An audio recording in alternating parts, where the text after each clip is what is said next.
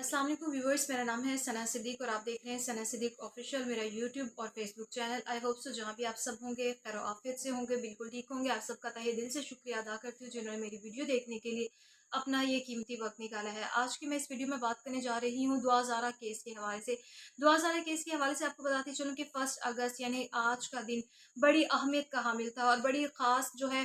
समझा जा रहा था अदालत में हेयरिंग होगी और फिर उस पर अहम फैसले जो है मतवक्के थे। मगर आज का दिन जो है, आज की हियरिंग जो है वो बिल्कुल इससे अलग आई है, जो समझने के लिए बड़ी मुश्किल पैदा हो रही है। समझना बहुत ज़रूरी है इस हियरिंग को, तमाम को अदालत ने जो फैसले दिए हैं उसको समझना बड़ा ज़रूरी है। आपको बताती चलूँ कि इस केस पर आज का दिन क्यों अहम था। पुलिस के पास ऐसे बहुत से शवाहिद मौजूद थे जो उनकी तरफ से आज अदालत में पेश किए गए और पेश किए जाने थे, जिन पर उनका कहना था कि ये मतवक्के है कि उनकी गिरफ्तारी, ज़हीर और शबीर की गिरफ्तारी अमल में लाई जाएगी। ये बड़े अहम जो है शवाहिद थे, वो शवाहिद जो हम यूट्यूबर्स जानते हैं, मैं या बहुत से और यूट्यूबर्स जो शवाहिद जानते हैं, उससे ये शवाहिद जो है बिल्कुल हट कर थे। और ये शवाहिद जो थे इसकी रोशनी में ऐसा कहा जा रहा था कि ये गिरफ्तारी जो है अमल में लाई जाएगी। अच्छा, ये देखने में आ रहा है कि इस केस को बड़ा स्लो बेस ये केस चल रहा है, इसे बड़े स्लो चलाया जा रहा है। और इस तरह के बहुत से केसेस जो हैं इससे पहले भी मौजूद हैं हमारी हिस्ट्री में। अगर देखा जाए तो इससे पहले नूर मुकद्दम का केस अगर बात की जाए उसकी, तो उसमें कातिल मौजूद था, मकतूला मौजूद थी जिसका कत्ल किया था, उसकी बॉडी मौजूद थी, आला कत्ल मौजूद थे, तमाम शवाहिद मौजूद थे। मगर फिर भी उस केस को निपटाने में 8 से 6 माह लगे, 6 से मतलब 8 माह लगे। उसके बाद उस केस को मुकम्मल किया गया और उस पर फैसला जो है वो सामने आया, तो इतना टाइम लगा था। अब ये जो केस है इस पर भी ऐसा कहा जा रहा था इसको स्लो चलाया जा रहा है, और इसको स्लो चलाने की क्या वजह है ये समझ में नहीं आ रही कि इसको इतना स्लो क्यों चलाया जा रहा है। क्योंकि मेडिकल बोर्ड जो बना था उसकी रिपोर्ट मौजूद है, लड़की मौजूद है, लड़की की उम्र का उसमें बताया गया है कि वो 16 साल से 16 साल की अभी नहीं हुई, 15 से 16 साल की उम्र में है, यानी कि अभी उसकी 16 साल उम्र नहीं हुई, मगर वो 15 से 16 साल के दरमियान में अभी उसकी एज है। तो उसका निकाह जो है वो मनसूख हो जाता है उस हवाले से। तो ये तमाम चीज़ें, तमाम शवाहिद मौजूद है। कहा जा रहा था मेडिको लीगल ओपिनियन जो है, मतलब एमएलओ का कहा जा रहा था कि वो इस अदालत में उनसे दरख्वास्त की गई, इस हियरिंग में दरख्वास्त की गई कि जज साहब से कि आप एमएलओ जो है बनाने दिया जाए। और ये लेकिन उनकी जानिब से ये कहा गया कि नहीं, अभी उसकी ये उम्र नहीं है कि ये किया जाए। और ये सब कुछ ये जो है मेडिकली देखा जाना था कि उसके साथ क्या किया गया, मतलब जिनसी ताल्लुकात उसके साथ कैसे बनाए गए हैं ये क्या। क्योंकि 16 साल की उम्र की लड़की जो 16 साल से कम उम्र की बच्ची हो, उसे बच्ची को अगर आप उसके साथ जिनसी ताल्लुकात बनाते हैं, चाहे जिनसी ताल्लुकात बिल-रज़ा हो या फिर बिल-जबर हो, वो जिनसी ताल्लुकात जो हैं वो ज़ना में ही शुमार किए जाते हैं। तो अब ये कहा जा रहा था कि तमाम जो है मेडिकल करवाया जाए, लीगल ओपिनियन लिया जाए और सब कुछ देखा जाए, मगर अदालत ने इस चीज़ से मना कर दिया और कहा है कि नहीं, अभी उसकी ये उम्र नहीं है और ये मतलब अभी ये सब कुछ नहीं देख करना। तो ये इसकी वजह सामने नहीं अभी तक आ सकी कि इस तरह से करने से क्यों मना किया गया। क्योंकि एक मेडिकल बोर्ड बना था 10 लोगों का, 10 डॉक्टर्स का, जिसकी रिपोर्ट मौजूद है, जिसमें कहा गया है कि ये जो है लड़की जो है अभी बालिग नहीं हुई और अगर लड़की बालिग नहीं हुई तो इसका निकाह जो है वो मनसूख हो जाता है। मगर कहा जा रहा है माहिर कानून से, जैसे कि हमारी बात हुई, तो उनका ये कहना है कि इस केस को जानबूझकर जो है इस केस को लटकाया जा रहा है। उसकी वजह ये है कि लड़की की जो उम्र है अभी 16 साल नहीं है, तो इस केस को लटकाया जाएगा और जब वो 16 साल की हो जाएगी कुछ अरसे बाद, तो फिर कहा जाएगा कि लड़की का निकाह भी जायज़ हो गया, लड़की अपनी मर्ज़ी से जहाँ चाहे वो जाना चाह सकती है। मतलब इस तमाम केस का रुख जो है दूसरी तरफ मोड़ दिया जाएगा और तमाम तर केस जो है वो थोड़ा चेंज हो जाएगा, इसका तमाम रुख जो है। तो समझ नहीं आ रहा कि ये सब कुछ क्यों किया जा रहा है, इस केस को इतना लटकाया क्यों जा रहा है, तमाम चीज़ें सामने मौजूद है, मगर बार-बार इस केस के ऊपर जो है वक़्त दे दिया जाता है, समाअत मुलतवी कर दी जाती है। अब जो समाअत जो है उसके बारे में आपको बताऊँ कि समाअत 6 अगस्त तक मुलतवी की गई है समाअत, और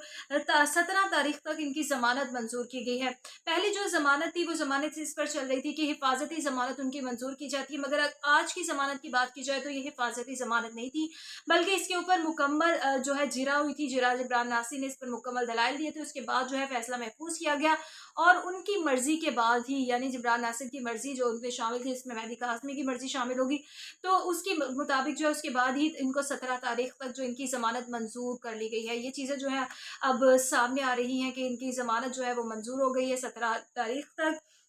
आपको बताऊँ कि जुमेरात को इस पर तमाम इस केस पर तमाम तर केस के ऊपर बहस हुई थी। जुमेरात को ही फैसला महफूज़ हो गया था और कहा जा रहा था कि जुम्मे को ये फैसला सुना दिया जाएगा, मगर किसी वजह से कि कई वजूहात जो है इसमें मौजूद थी, जिसके बाद जुम्मे को ये फैसला नहीं सुनाया गया और आज ये फैसला जो है सुनाया गया, महफूज़ फैसला, जिसमें एक आगे क्या एमएलओ नहीं होगा और इस पर फिर आगे जो है डिले कर दिया गया है, समाअत दे दी गई है।